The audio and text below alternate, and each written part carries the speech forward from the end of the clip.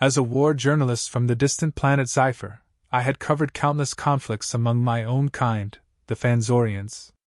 Our wars were marked by solemnity and silence, each soldier a paragon of grim determination. When I was assigned to cover the war between humans and the Raxilians on the planet Vistara, I expected more of the same. Upon my arrival at the human base, I was immediately struck by the atmosphere.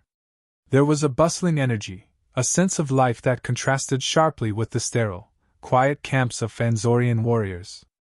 Humans were everywhere, engaging in various activities that seemed incongruent with the grim reality of war. I was introduced to Captain Lauren Mitchell, a tall, athletic woman with sharp features and an easy smile.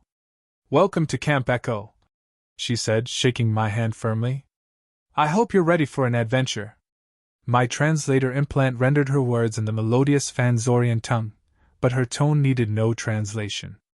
She was confident, perhaps even cheerful, a sharp difference to the war weariness I had expected.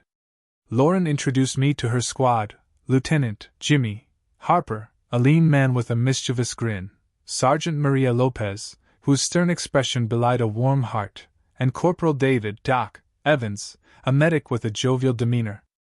They greeted me with curiosity and respect, though their initial questions about my species' physiology and customs were punctuated with jokes and laughter. The battlefield itself was a rugged, forested region on Vistara, a planet with diverse terrain and hostile weather.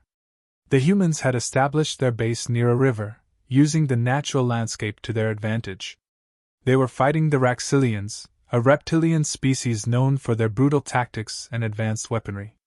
The war had been ongoing for several years, with either side gaining a decisive advantage.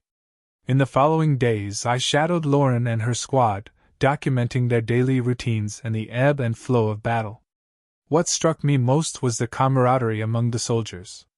They laughed and joked even as they prepared for dangerous missions, a behavior I found perplexing. During one patrol, we encountered a group of Raxilian scouts. The skirmish was brief but intense, with laser fire and explosions echoing through the forest. Despite the danger, Jimmy made a joke about the Raxilians' appearance, eliciting laughter from the squad. Even in the midst of combat, their spirits remained high. Back at the base, I observed the soldiers during their downtime. They played card games, shared stories from their lives back on Earth, and teased each other good-naturedly. This behavior was so alien to me that I couldn't help but question it. I approached Doc, the squad's medic, during a quiet moment. "Doc, may I ask you something?" I began, my translator implant smoothly converting my Fanzorian speech. "Sure thing, Zyla," he replied, using the human name they had given me, as my Fanzorian name was difficult for them to pronounce. "I have observed that you and your comrades often laugh and make jokes, even in dire situations. Is this typical human behavior during war?" Doc considered my question, a thoughtful expression on his face. "Yeah, I suppose it is. Humor helps us cope with the stress and fear. It's a way to stay sane in the middle of all this madness." This was a revelation to me. Among Fanzorians, war was a somber duty, and any display of emotion was considered a sign of weakness. Yet here were these humans, using humor as a shield against the horrors of war. One particular incident etched itself into my memory. We were on a reconnaissance mission deep in Raxilian territory. The terrain was harsh, and the threat of ambush loomed over us. Suddenly, we were attacked. Raxilian soldiers sprang from hidden positions, and a fierce firefight erupted. In the chaos, a young private named Alex was hit. As Doc rushed to his side, bullets and laser fire whizzed around them. I watched in awe as Doc remained calm, cracking a light-hearted comment about Alex's favorite sports team to distract him from the pain. Despite the gravity of the situation, Doc's humor brought a semblance of normalcy, allowing him to work with steady hands. Jimmy and Lauren coordinated a counterattack, their voices clear and confident over the calms. "Remember, lads, we're not just fighting for survival, we're fighting for the right to make terrible jokes tomorrow," Jimmy quipped, drawing chuckles even as they returned fire. It was surreal to witness this blend of deadly seriousness and irreverent humor, but it was undeniably effective. They managed to repel the ambush, and we retreated with minimal casualties. Afterwards, around the campfire, the soldiers shared stories of close calls and heroics, each tale laced with humor. It was as if they were saying, "Yes, we faced death, but we're still here, and we can still laugh." I found myself marveling at their resilience. These humans faced death daily, yet they laughed and joked as if it were merely an inconvenience.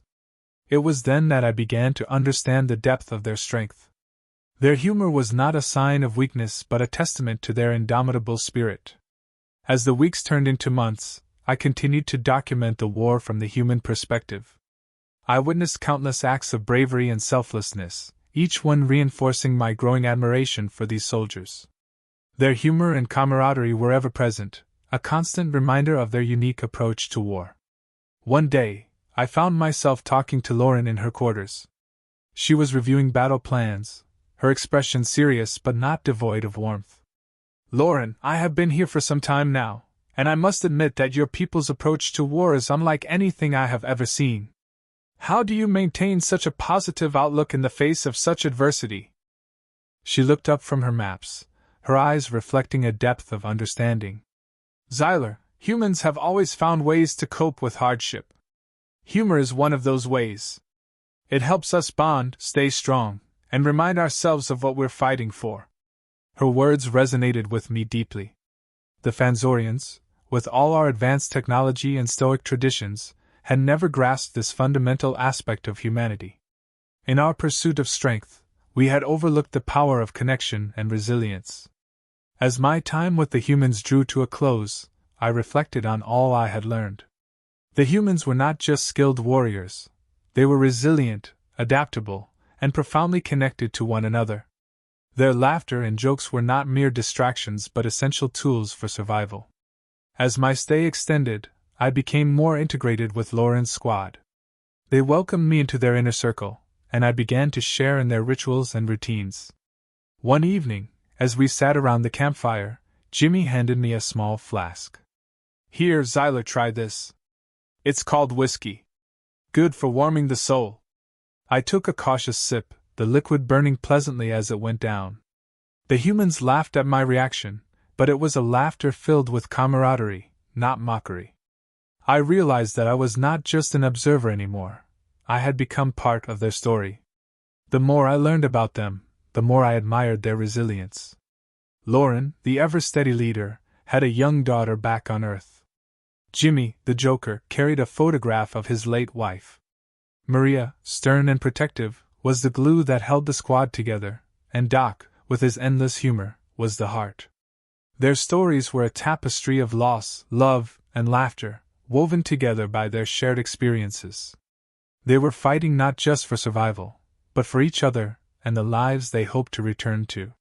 One night, as we prepared for a particularly dangerous mission, Lauren gathered us for a briefing. The tension was thick, the stakes high, but she managed to infuse a bit of humor into her pep talk. "Remember, no heroics. We're not in a movie. Stick to the plan, and we'll all get to laugh about this later." The mission was to infiltrate a Raxilian stronghold and disable their communication array. It was a critical objective, one that could turn the tide of the war. We moved through the dense forest, every sense heightened. The air was filled with the sounds of nocturnal creatures and the distant hum of Raxilian machinery. As we approached the target, we encountered a Raxilian patrol. The ensuing firefight was brutal. I watched in awe as the humans moved with precision and purpose, their training and camaraderie shining through. Lauren led with unwavering resolve, her commands clear and decisive. At a critical moment, Jimmy spotted a sniper nest that threatened our advance. Without hesitation, he volunteered to flank it. "Cover me, guys. I've got this," he said with a grin, despite the danger. We provided covering fire as Jimmy moved swiftly and silently. Moments later, we heard the sniper rifle's report followed by silence. Jimmy's voice crackled over the comms. "Sniper neutralized. You're clear." Despite the tension, a collective sigh of relief swept through the squad.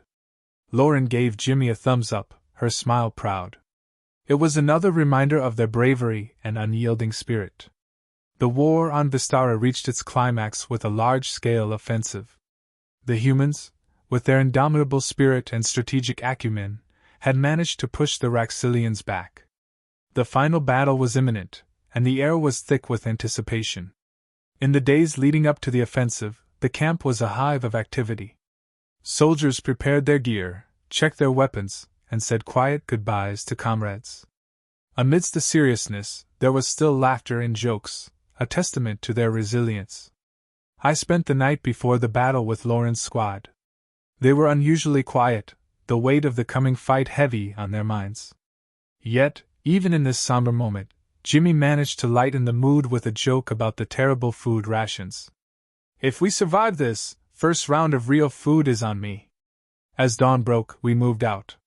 The final battle was a ferocious clash of wills, a test of endurance and courage. The humans fought with a tenacity I had never seen before. They moved as one, their bonds unbreakable, their resolve unshakable. In the heat of battle, I witnessed acts of bravery that would be sung about in Fanzorian epic sagas. Lauren led the charge, her voice a beacon of hope. Maria, fierce and protective, shielded her comrades. Doc, ever the healer, saved lives even as the bullets flew. And Jimmy, the joker, fought with a ferocity that belied his light-hearted nature. The battle was won. The Raxilians, unable to withstand the human onslaught, retreated. Vistara was liberated, and the war was over. The humans had prevailed, not just through strength and strategy, but through their unbreakable spirit and unity. As the dust settled, I walked through the battlefield, documenting the aftermath. The humans were exhausted but jubilant, their laughter and cheers a sharp difference to the devastation around them. They had endured, they had triumphed, and they had done it together. In the days that followed, I prepared to return to Zephyr. The humans had become more than subjects of my reports, they had become friends, and I would miss them. On my last night at Camp Echo, Lauren and her squad threw a small farewell party. There was laughter, music, and a few tears. "Zyler, it's been an honor having you with us," Lauren said, raising her glass. "You've shown us that even in the darkest times, we can find common ground and understanding." "Thank you." As I looked around at their faces, I felt a deep sense of gratitude. They had taught me so much about resilience, camaraderie, and the power of humor.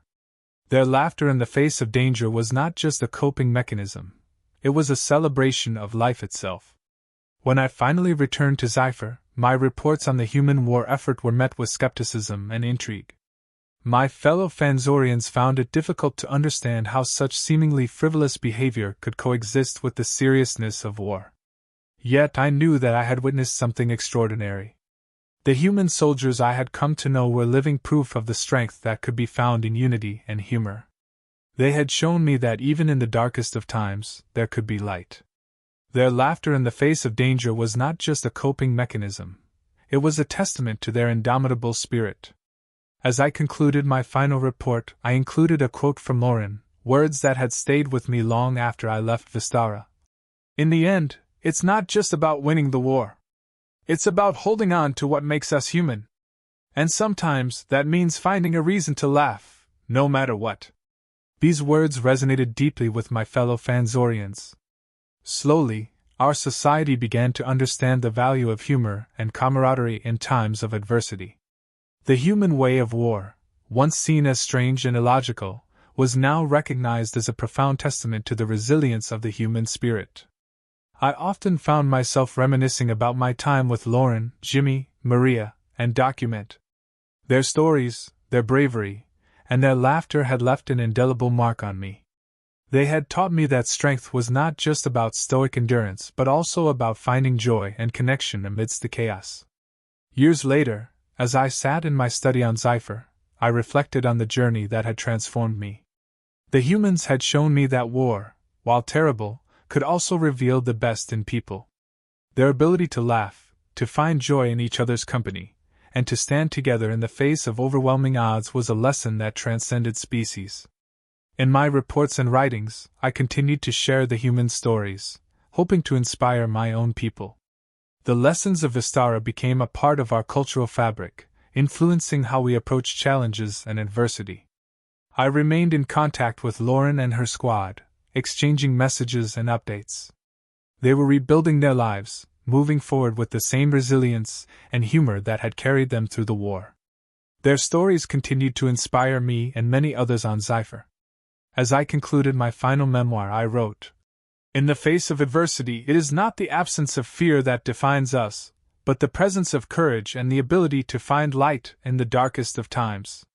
The humans taught me that laughter and camaraderie are not signs of weakness, but the strongest forms of resistance."